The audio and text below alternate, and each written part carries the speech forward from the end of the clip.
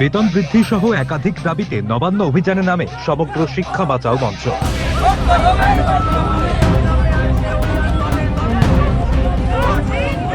অভিযানের সময় পুলিশের বাধার মুখে পড়ে রাস্তায় বসে বিক্ষোভ দেখায় সংগঠনের সদস্যরা।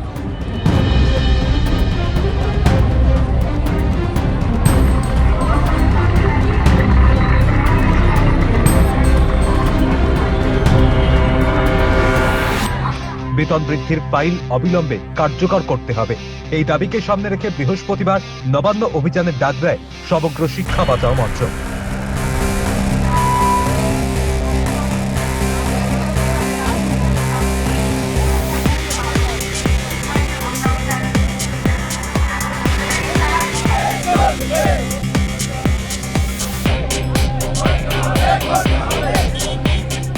শিয়ালদা স্টেশন চত্বর থেকে মিছিল শুরু করলেও মাঝপথেই পুলিশ মিছিল আটকে দেয় বলে অভিযোগ সংগঠনের।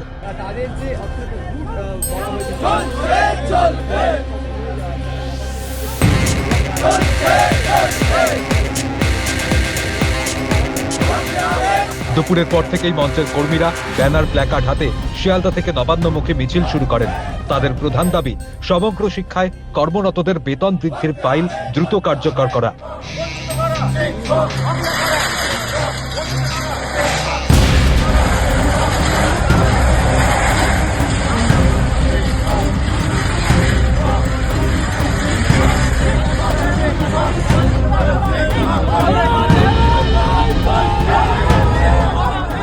সংগঠন আরও একটি দাবি তুলে ধরে, সকল শিশুর শিক্ষার অধিকার নিশ্চিত করা, শিক্ষা প্রতিষ্ঠানগুলিকে বেসরকারীকরণের হাত থেকে রক্ষা করা, নিয়োগের সঙ্গে সঙ্গেই ইপিএফ চালু করা এবং সমস্ত শূন্য পদে অবিলম্বে নিয়োগ করা।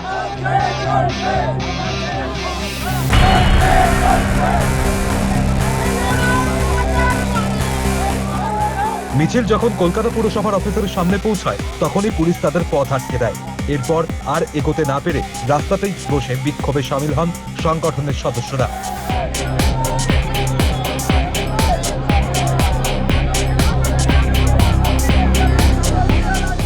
পুলিশি বাধা সত্ত্বেও দাবি পূরণ না হওয়া পর্যন্ত আন্দোলন চালিয়ে যাওয়ার হুঁশিয়ারি দিয়েছেন সংগঠনের নেতারা।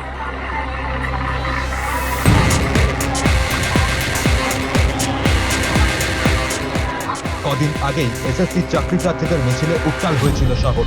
করুণাময়ী থেকে এসএসসি ভবন পর্যন্ত মিছিল করে 1 লক্ষ শূন্য পদে নিয়োগের দাবি তুলেছিলেন তারা।